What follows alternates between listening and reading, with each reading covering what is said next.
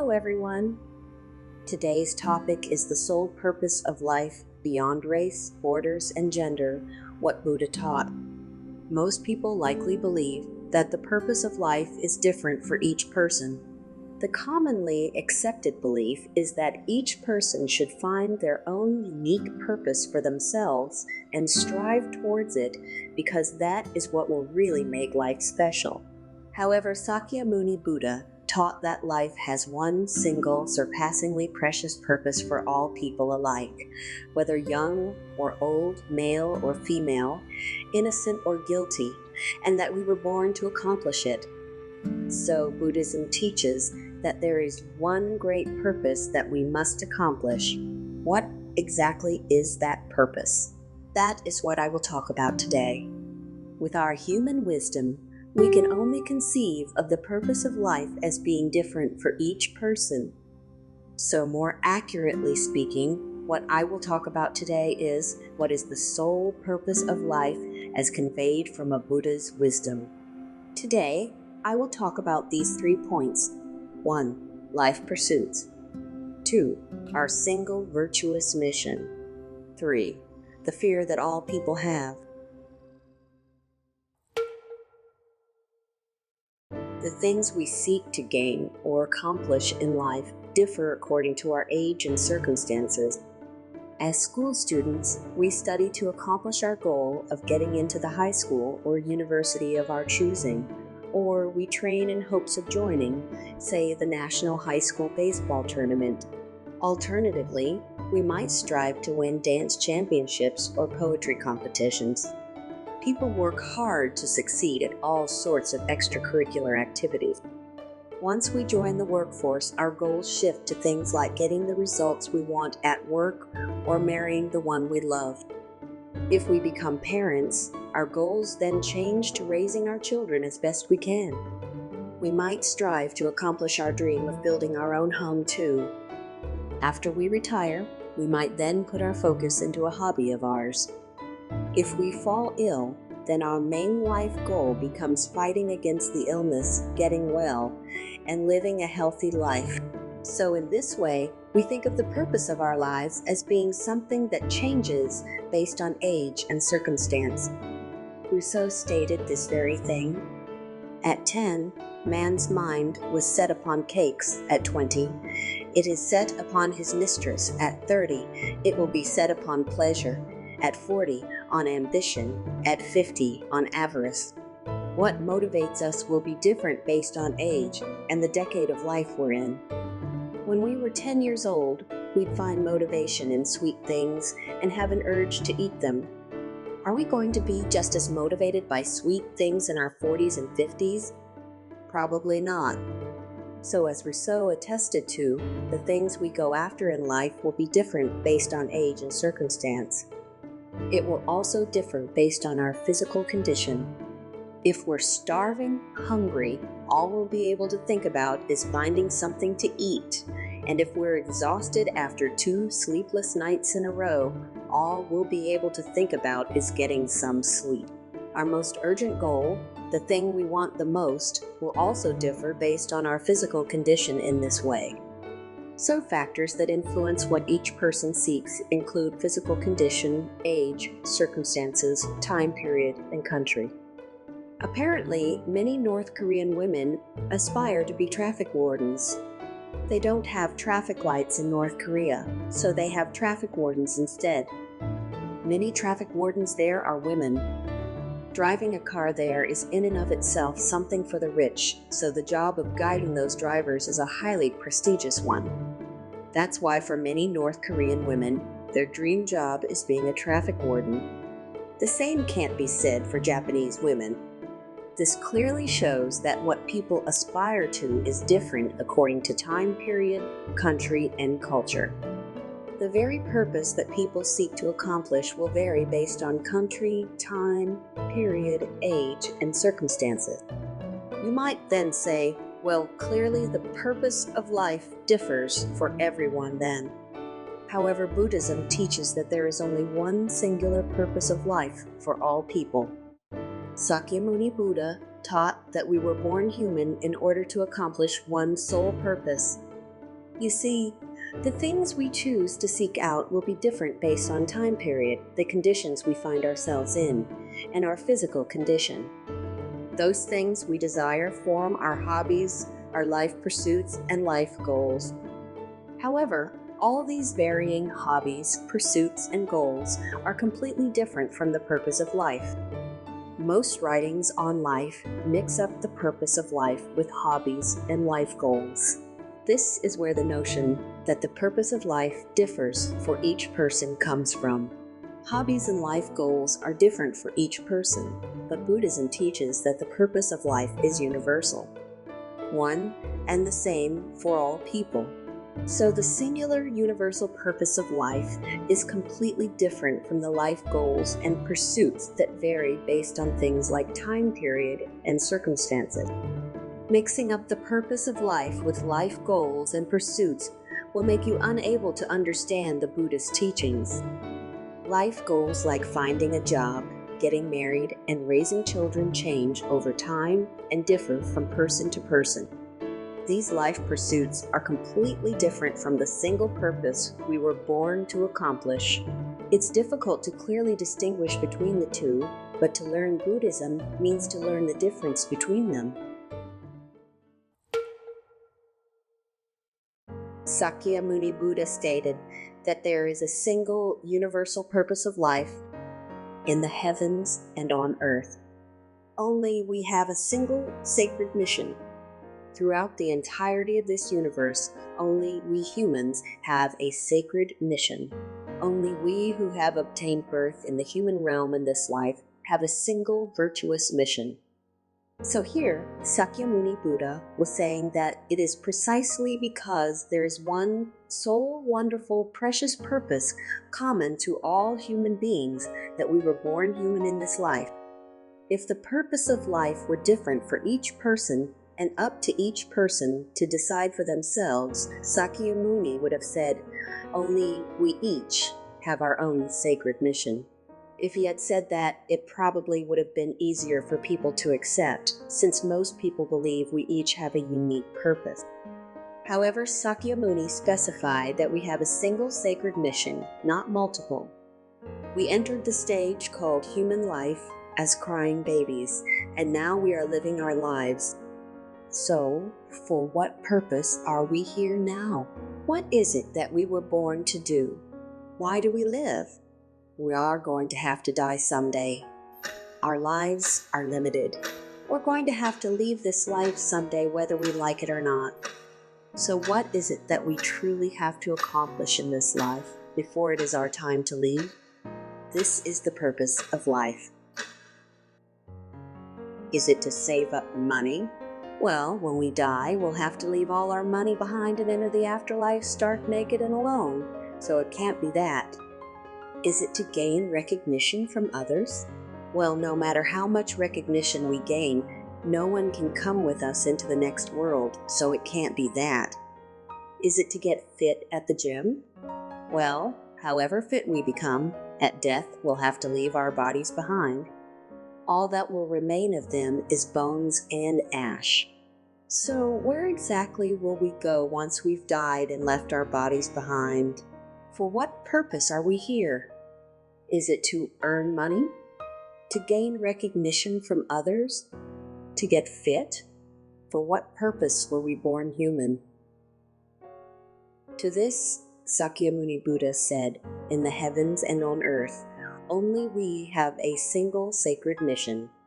We were born human in order to accomplish one single purpose, and once we accomplish it, we will gain such perfect peace and satisfaction that we will be happy in living and happy in dying.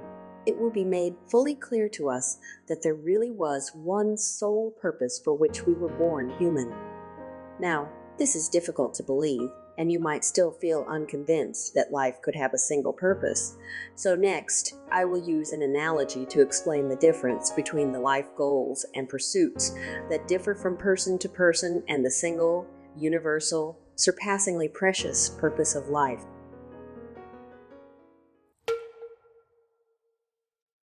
If we compare life to an airplane ride, then the moment we were born was the moment the plane took off. A 20-year-old took off 20 years ago, and a 50-year-old took off 50 years ago.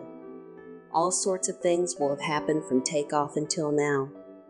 We might have gone through turbulence, been caught up in a storm, even been struck by lightning. Some planes will have been downed by these things. Despite all that, we have managed to stay airborne up till now. That is our lives. The turbulence and storms represent things like disasters, financial crises, and pandemics. Some planes were felled by coronavirus, others were felled by earthquakes. And yet somehow we have managed to overcome these and keep on flying. That represents us still being alive now. So we overcame events that threatened our lives and managed to survive.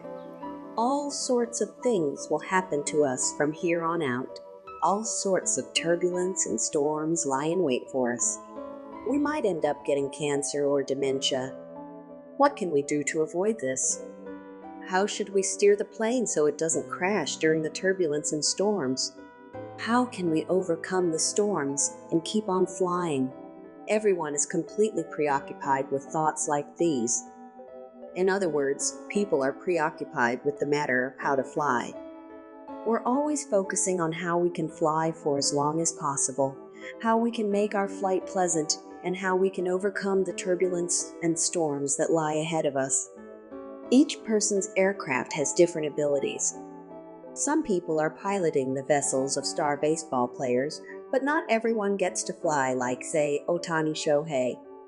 Each person has their own unique way of flying, since each person has their own unique set of talents. Each person has to consider for themselves how they can fly in a way that suits them and how they can remain stable for as long as possible. This means we each live in our own way. Just because someone else lives in a particular way, it doesn't mean I have to live in the same way. We are each striving to live in a way that suits our own selves. When it's time for an in-flight meal, the cabin attendant will ask us whether we want fish or meat. They'll also ask us what we want to drink, wine, beer, or something non-alcoholic. So we should just choose whichever suits us best. If you feel that wine will make your flight most enjoyable, then you can ask for wine. That doesn't mean that everyone else will have to have the same thing, though. Each person can choose whatever they like. You can also watch movies on your flight. If you like horror, you can watch a horror movie, or if you like comedy, you can watch a comedy. Each person enjoys different things, so it wouldn't make sense to make everyone watch the same thing. Each person chooses how to live life in a way that suits them and how to live for as long as possible in good health and stability. Therefore, the things they go after in life will differ based on age and circumstances. So this is completely different from the single, universal purpose of life. What is that purpose? Well, let's say there are 100 people on a jumbo jet. Those 100 people all have a particular kind of fear in common. Yes, there is a fear common to all people. And what is that? Well, let's say the plane suddenly starts shuddering violently. Everyone who was just enjoying movies or wine or a nap will suddenly be startled and look alarmed. That's because they fear the plane might crash. Where everybody had just been enjoying their own things before, now everyone will be united in the very same fear, that the plane will crash. It's a matter that affects every single person on board without exception. Buddhism calls this fear that the plane of life will crash, the dark mind or darkness of no light. Every plane that has taken off will have to come down at some point. No matter what kind of plane you might be flying, and with what abilities, no plane is able to go on flying eternally. Since you are flying, you will have to come back down someday. In just the same way, precisely because we were born, we are sure to have to die someday. It's 100% certain. Usually, a plane's destination is decided before it takes off, and so it will fly in a set direction. A plane headed for Honolulu Airport will arrive there after a certain amount of time, and a plane headed for Los Angeles Airport will make its way there specifically. Now the plane of life has already taken off, but where will we touch down? In other words, what will happen when we die? We don't tend to think about this at all. We forget about our destination and think only about how we should fly our plane.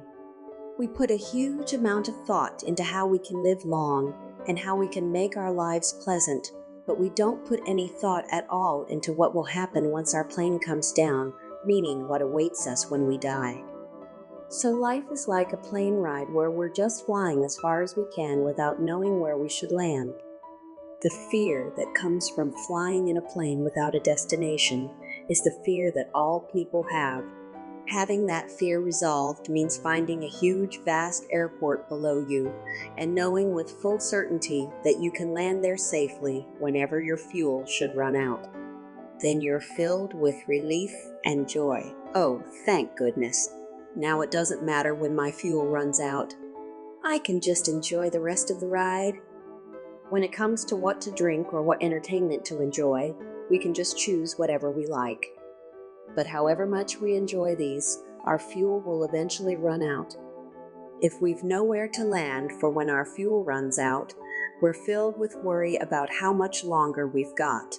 Our fuel gauge is going from full to empty.